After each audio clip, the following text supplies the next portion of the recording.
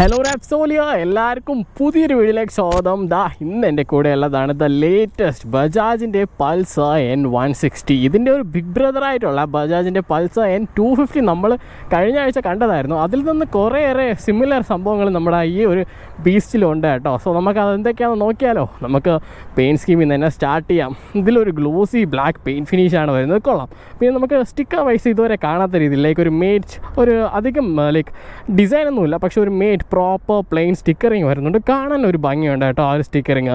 പിന്നെ ടാങ്കിൻ്റെ സൈഡിലായിട്ട് ഒരു N160 ഫ്രണ്ട് ടാങ്കിൻ്റെ സൈഡിലുണ്ട്. പിന്നെ അതേപോലെ തന്നെ റിയർ സൈഡ് നമുക്ക് ആ N160 എന്നൊരു ബാഡ്ജിങ് കാണുന്നുണ്ട് സ്റ്റിക്കേഴ്സിൽ, കാണാൻ കൊള്ളാം. പിന്നെ എല്ലാ പൾസർ ബൈക്സിലുള്ളതുപോലെ ഇവിടെയുണ്ട് ആ ഒരു 3D ലോഗൊക്കെ ആ പൾസറിൻ്റെ, കാണാൻ അതിഭംഗിയുള്ള ആ ഒരു പൾസർ 3D എംബ്ലം. പിന്നെ ഫ്രണ്ട് സൈഡിൽ അതേ ബീസ്റ്റ് ഓഫ് എ ലുക്കാണ് നമുക്ക് ഫ്രണ്ട് സൈഡിൽ വരുന്നത്. DRLൊക്കെ ഉണ്ട്, പക്ഷേ നമ്മുടെ N250 പോലെ ഇതിൽ ലൈക്ക് എപ്പോഴും ഓണായി നിൽക്കത്തില്ല. നമ്മൾ ബൈക്ക് ഓണാക്കുമ്പോൾ മാത്രമേ ആ ഒരു DRLൊക്കെ ഓണാവും. ബീസ്റ്റ് ഓഫ് എ ലുക്കായിട്ട് വരുന്ന ആ ഒരു DRL തൊട്ട് താഴെ കാണാമല്ലോ. പ്രൊജക്റ്റ് LED ഹെഡ്ലാംപ്സ് ആണ്. നൈറ്റ് ടൈം നല്ലൊരു വിസിബിലിറ്റി ഒക്കെ തരുന്ന ഒരു പ്രൊജക്റ്റ് LED ഹെഡ്ലാംപ്സ് നമ്മുടെ N250 വന്ന സിമിലർ ഹെഡ്ലൈറ്റ്സ് ആണ് ഇതിലും വരുന്നത്. നമുക്ക് എന്തായാലും ബൈക്ക് ഓഫ് ചെയ്യാം.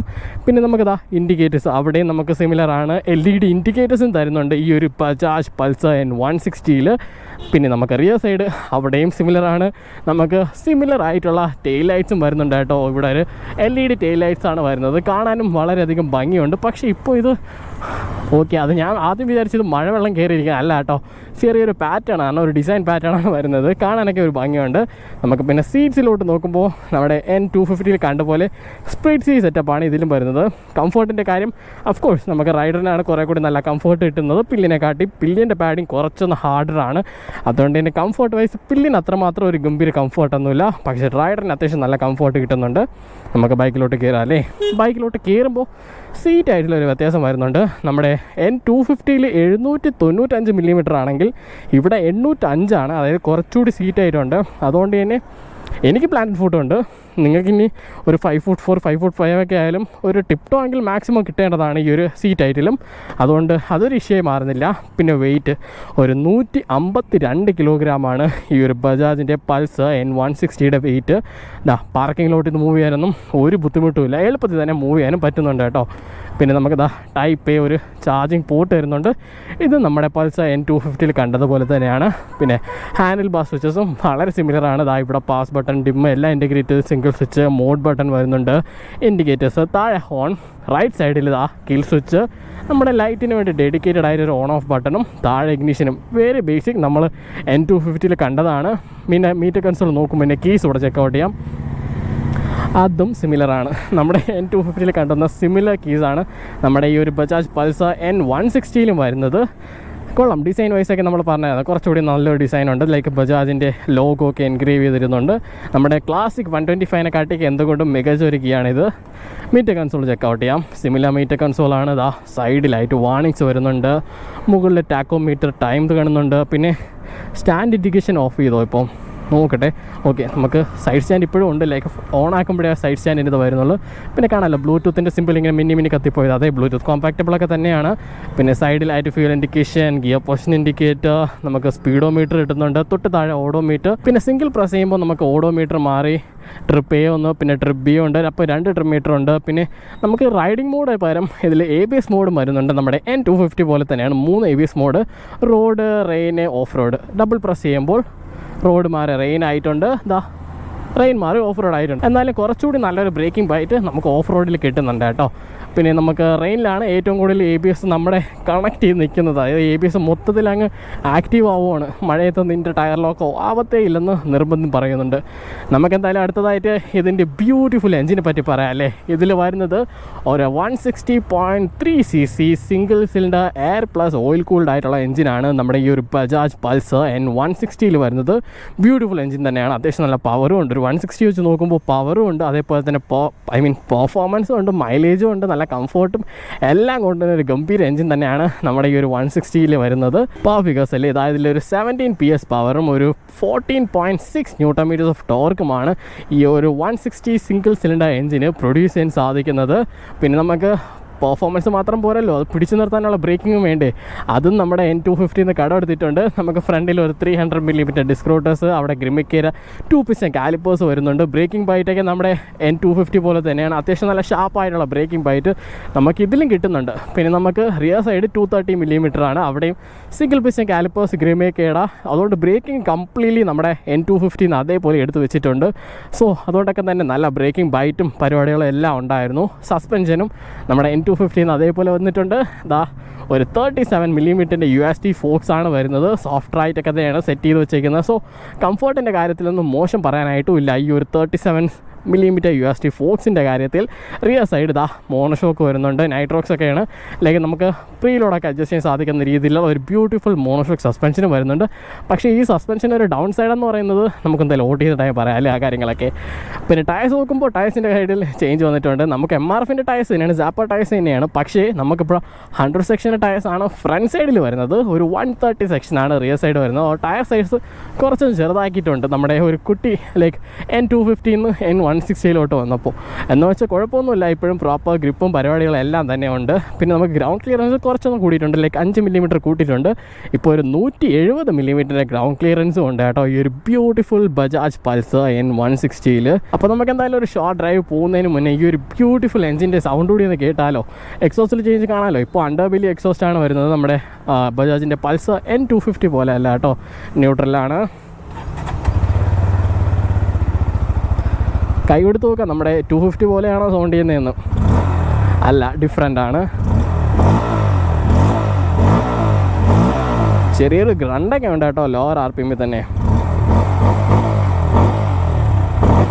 അപ്പോൾ നമുക്ക് ബൈക്ക് എടുത്തിട്ട് പോയാലോ, റോഡിലോട്ട് പോയിട്ട് ഇതിൻ്റെ ബാക്കി കാര്യങ്ങളൊക്കെ പറയാം. നമ്മുടെ ബജാജിൻ്റെ പൾസർ N160 എടുത്തിട്ട്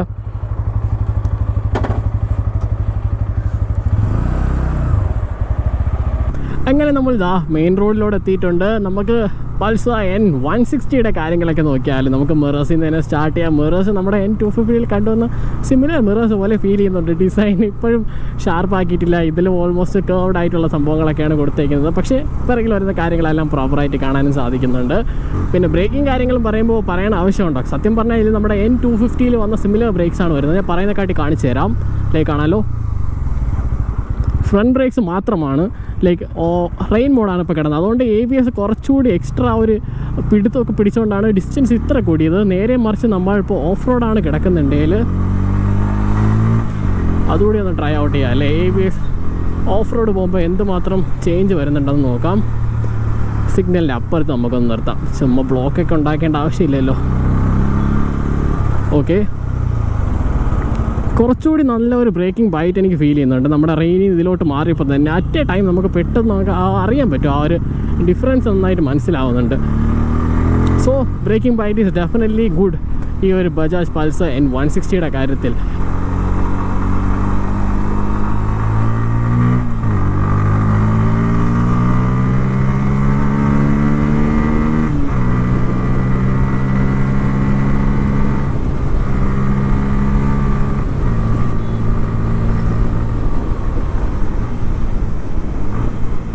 പെർഫോമൻസ് ഒക്കെ ഉണ്ട്, ലൈക്ക് പെർഫോമൻസ് എക്സ്ട്രാ നമുക്ക് ഇതിൻ്റെ ഒരു ബീസ്റ്റ് ഓഫ് എ ക്യാരക്ടർ നമ്മുടെ N250 പോലെയാണ് കയറി വരുന്നത്. ലൈക്ക് ഒരു 7000 RPM ഒക്കെ കഴിയുന്ന ടൈം അതിൻ്റെ ആ ഒരു ബീസ്റ്റ് ഓഫ് എ ക്യാരക്ടർ പുറത്ത് വരുന്നുണ്ട്. അതുകൊണ്ട് തന്നെ വൈബ്രേഷൻസും പുറത്ത് വരുന്നുണ്ട്.